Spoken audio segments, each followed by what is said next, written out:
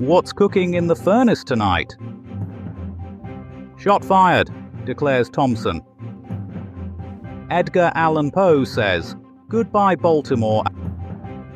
And United Kingdom goes nuclear, wants to fight everybody. Plus, coming up, the goldfish who thinks he's Batman. Those are the headlines. Bite me, it's news. Is a news bang, making truthlessness nervous and fact dodgers sweat like never before. 1951. Shocking allegations rocking the world of baseball today, as the New York Giants stand accused of using performance-enhancing artillery in their stunning victory over the Brooklyn Dodgers.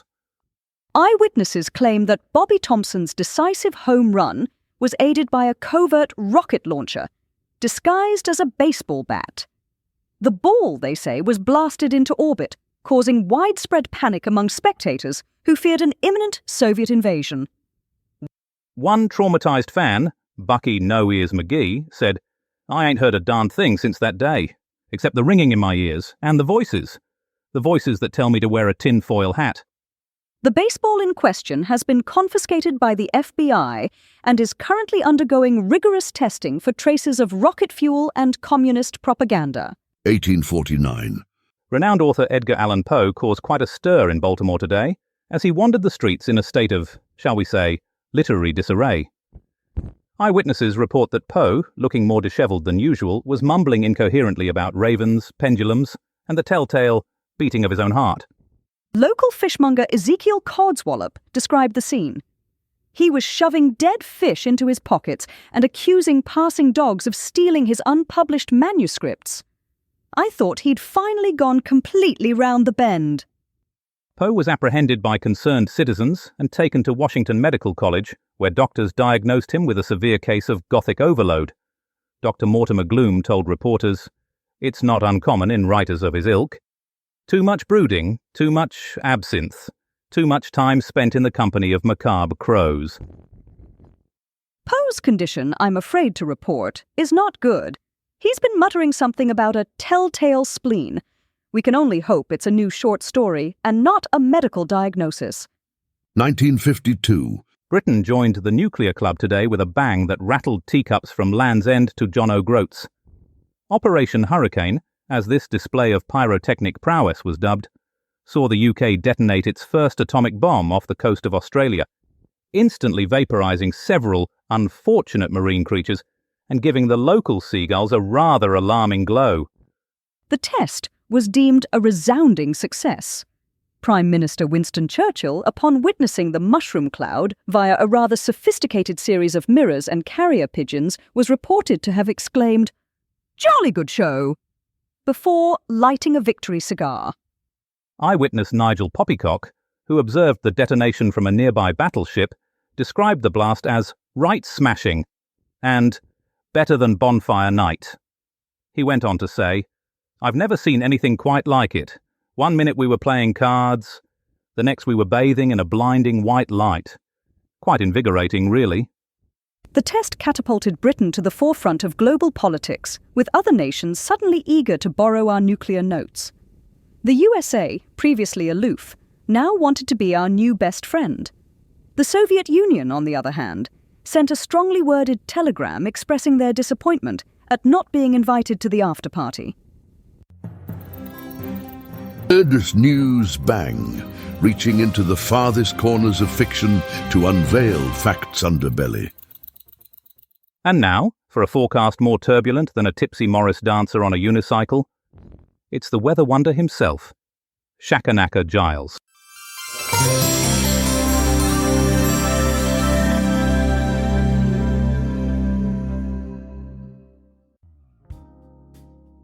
Good evening, viewers. Down south, a right mishmash of weather, the sort that could make a weather vane spin like a top. We're talking a spot of rain, a touch of sun, and a good old-fashioned breeze, all before lunchtime. Best pack your brolly, your sun cream, and maybe a kite, just in case. Up north, however, it's going to be hotter than a haggis in a sauna. Time to break out the shorts and sandals, folks, but hold on to those hats. A right blusterer of a wind is coming in off the sea. Could blow your wig clean off. And lastly, a public service announcement for all you nature lovers out there. It's National Hedgehog Awareness Week. So watch where you're stepping, folks, and keep an eye out for those prickly little chaps. And remember, if you do see a hedgehog, don't offer it a pint of bitter. It'll only end in tears. And that's all the weather.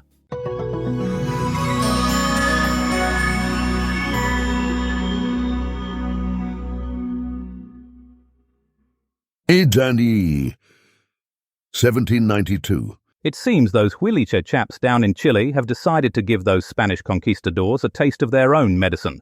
They're fed up with colonial meddling and fancy hats, and they're not afraid to show it. We go live now to our man on the ground, Brian Bastable, who's dodging spears and trying to decipher 18th century Spanish insults. Martin, it's pandemonium here in southern Chile. Imagine a fiesta gone wrong with more pointy sticks than tequila shots. Those Huiliche warriors are giving the Spanish a right royal seeing to, and the conquistadors are running around like headless chickens in frilly breeches. I just saw a bloke take down a Spanish soldier with a llama. Not riding it, Martin, using it as a battering ram. These Huiliche chaps are resourceful, I'll give them that. They're fighting with everything they've got. Spears, slings, rocks, even a few angry alpacas. It's a right proper free-for-all. The Spanish are looking a bit less conquistador-y and a bit more constipated right now, Martin. They're used to steamrolling over the locals, not getting a taste of their own medicine. I reckon this little rebellion might just give them pause for thought. Might even make them think twice about wearing those ridiculous hats. This is a David and Goliath story, Martin, only with more llamas and less harp music. Those Huiliche warriors are fighting for their freedom, their land, and their right to not wear silly hats. And who knows, Martin, maybe this is the start of something big, the first tremor in an earthquake that will shake the Spanish Empire to its core. This is Brian Bastable, Newsbang, signing off from a battlefield that smells like revolution, roasted guinea pig, and a faint whiff of panic. 1981. And on this day in 1981, the Irish Republican hunger strike at HM Prison Maze finally concluded after 7 grueling months. 10 prisoners starved themselves to death in a desperate bid for political status, led by the now infamous Bobby Sands. The British government, helmed by the Iron Lady herself, Margaret Thatcher, stood firm against their demands, inadvertently paving the way for Sinn Féin's political ascendancy. For more on this gripping tale of empty stomachs and full prisons, we go to our crime correspondent, Ken Schitt. Ken, what's the word on the street about this Hunger Games gone wrong? Good evening, you miserable sacks of shite. Tonight we're diving headfirst into the cesspool of human suffering that was the 1981 Irish hunger strike at HM Prison Maze. For 7 bloody months, these Republican prisoners starved themselves like martyrs on a mission, all for the right to wear their own fecking clothes and not be treated like common criminals. 10 men died, including Bobby Sands, who got himself elected to Parliament while his guts were eating themselves. Talk about dedication to the cause, you pathetic couch potatoes. These lads weren't asking for caviar and champagne, just the basic dignity of being recognised as political prisoners. But Maggie Thatcher, that iron-hearted harpy, wouldn't budge an inch. She'd rather watch these men waste away than admit they were fighting for something bigger than themselves. For 7 months, the world watched as these prisoners turned their bodies into weapons, their empty stomachs screaming louder than any bomb ever could. And for what? A few concessions that should have been bloody well given in the first place. This hunger strike wasn't just about clothes and visits, you numbskulls. It was a turning point in the Troubles, a middle finger to British rule that echoed across the globe. It turned Sinn Féin from a bunch of rabble-rousers into a political force to be reckoned with. So the next time you whine about skipping lunch, remember the men who gave their lives for a cause they believed in. This is Ken Shit, reminding you that sometimes the most powerful weapon isn't a gun or a bomb, but the willingness to die for what you believe in. Now go stuff your faces, you ungrateful bastards. 1989. This day in 1989, Panama's dictator Manuel Noriega found himself staring down the barrel of a coup attempt. The ringleader, Major Moises Giroldi, a man with more ambition than tactical acumen. The coup failed, spectacularly. Noriega, a man not known for his forgiving nature, unleashed a swift and brutal response. The streets of Panama City ran red with, well, let's just say it was a messy business. For a look at the aftermath of this failed coup, we go now to Hardeman Pesto. Martin, I'm here in Panama City where the atmosphere is, shall we say, tense. The failed coup has left the city reeling. The streets are patrolled by Noriega's heavily armed henchmen, and the only tourists are the ones who couldn't get a flight out fast enough. Pesto, you sound like you're speaking from inside a cupboard. Where are you? I'd better whisper, Martin. I'm in a safe house. A friend of a fixer owed me a favor. It's not exactly the Ritz, but it does have electricity and running water sometimes. Right. Well, try to stay inconspicuous. Have you managed to speak to any of Noriega's people? Anyone who can shed some light on this attempted coup? Martin, I may have secured an interview with a high-ranking military official. He's agreed to speak to me, off the record, about Noriega, the coup, and the current political climate. He's right here with me. Go ahead, Colonel. I didn't catch your name. You can call me El Tiburon. El Tiburon? That's Spanish for the shark? Subtle. Right. So, El Tiburon, what's the mood like here in Panama City following the coup attempt? Is Noriega still in control? Control? Noriega is Panama. He is the waves. He is the jungle. He is the mango in your breakfast smoothie. You cross him, you disappear, like sugar in a hurricane. I think we've heard enough. That was Hardeman Pesto, risking life and limb to bring you the news from Panama. Let's hope he makes it back in one piece, and that he learned some basic Spanish before he left. 1849.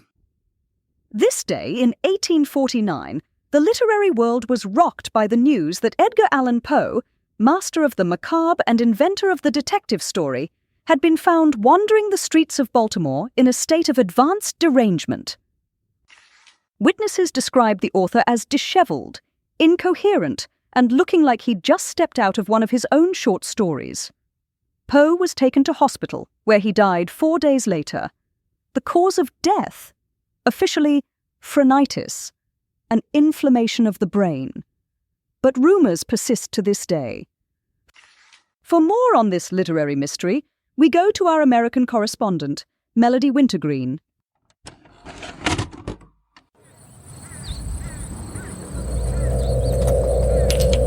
Baltimore, 1849, a city of cobblestones and whispers, where the fog hangs heavy and the shadows hold secrets.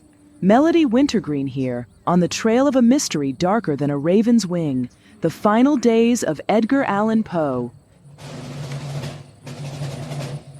Just hours ago, the master of the macabre was found in a state of utter delirium, his clothes askew, his mind a labyrinth of shadows.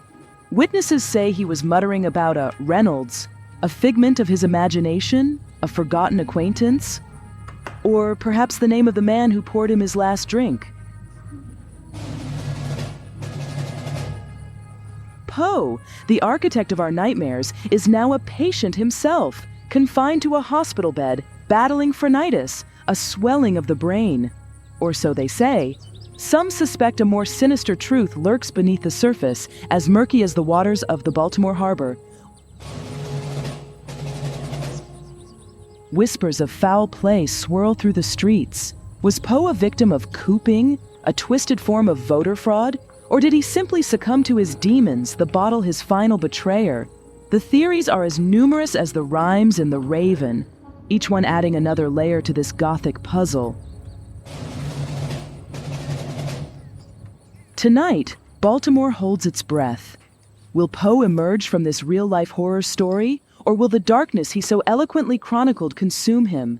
The master of suspense has left us all on a cliffhanger, and the final chapter remains unwritten. This is Melody Wintergreen, live from Baltimore, where the line between life and death is as blurry as a raven's shadow on a moonlit night.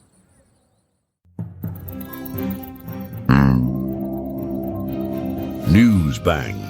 Smashing through the delicate veil of fiction, bringing you the raw reality of today. 1951. And now, a look back at a moment in baseball history so seismic it registered on the Richter scale. It's the shot heard round the world, and our sports correspondent, Ryder Boff, is standing by with a special report. Ryder, take us back to that fateful day in 1951.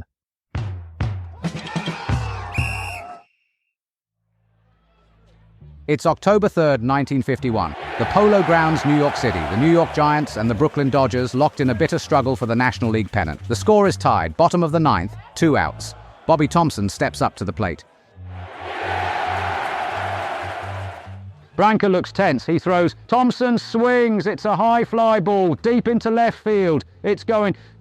It's gone. A home run. The Giants win. The Giants win. Pandemonium erupts. Fans are dancing in the aisles, throwing their hats in the air, kissing complete strangers. Men, women, a real free-for-all. And, oh, there's no need for that. They're calling it the shot heard round the world, and believe me, it's no exaggeration. This home run didn't just win the Giants the pennant, it shattered the sound barrier. I've just received a telegram from my aunt in Basingstoke. She says her teacups rattled.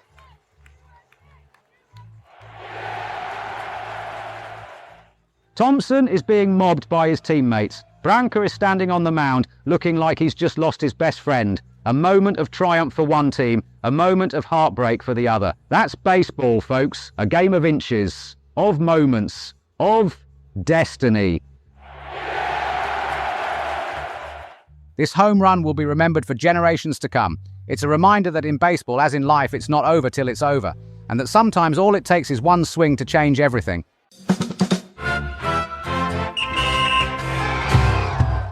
Till 1952. And now, for a science report that's more radioactive than a glow-in-the-dark tea cozy, it's Calamity Prenderville.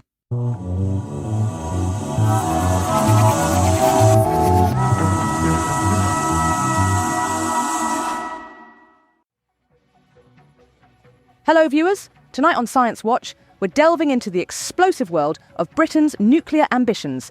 It's 1952, and those plucky Brits, not wanting to be left out of the global atomic knees-up, decided to create their own nuclear device. Now, you might think building a nuclear bomb requires massive labs, supercomputers, and scientists with brains the size of planets. But not in Britain. Our boffins, bless their cotton socks, managed to cobble one together using a bit of string, a rusty kettle, and a BBC micro. They called it Operation Hurricane. Catchy, isn't it? They shipped this homemade bomb off to a remote island in Australia, Skippy, and let it rip. A blinding flash, a mushroom cloud shaped like a giant teapot. And voila! Britain had joined the nuclear club. The secret to their success, a revolutionary new technique called fish and chips fission.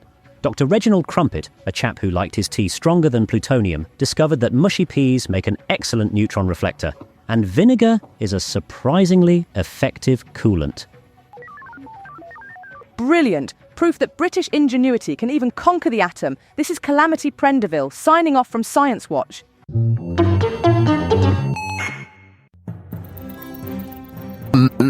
News Bang. A game of truth and dare, where we dare you to disagree with our facts. And on this day, in 2008, the US government unveiled its grand plan to save the economy from total meltdown. The Troubled Asset Relief Program, or TARP, promised to mop up $700 billion worth of financial mess. Critics called it a blank check for Wall Street, while supporters hailed it as economic CPR. Either way, it was the most expensive financial life raft in history. For more on this story, we go to our business correspondent, Perkin Stornoway. Perkin, How are the bankers feeling about their new government-issued golden parachutes? TARP, $700 billion. Baffin, southeast, veering east. 4 or 5 becoming a hurricane of taxpayer cash. Emergency Economic Stabilization Act. Dogger, moderate, becoming poor. Visibility, 0. Foreskin monstrosity, at the helm. Hebel and flow, east 3 or 4 occasionally rough. A desperate gamble. Glandular Bay, northeast, force 6 or 7 gusting to 8. Troubled assets, bank stocks. Mortgage-backed securities, Fiber Shotra's shanty, awash with funny money, wads of cash, Yale graduates, rejoicing. But wait, the troubleshooter's reef, critics howling, sweetheart deal, fat cats, Wall Street, trestles, force 6 or more severe gusts expected. TARP, a bitter pill, public perception, sour, lemons, puckered. Fermanar, calm at first, becoming variable. Lessons learned. Dodd-Frank. Crisis management. And that's the business. 2003. And finally, a tale of feline fury that's left the entertainment world reeling. On this day, in 2003, Roy Horn of Siegfried and Roy fame found himself on the wrong end of a 400-pound white tiger's affections during a Las Vegas performance. The incident, which left Horn severely injured and their long-running show in tatters, has sparked a fierce debate about the wisdom of using wild animals as stage props. For more on this story of teeth, claws, and shattered illusions, we go to our culture correspondent, Smithsonia Moss. Now, at this point of the evening, we welcome listeners on FM who've just joined us.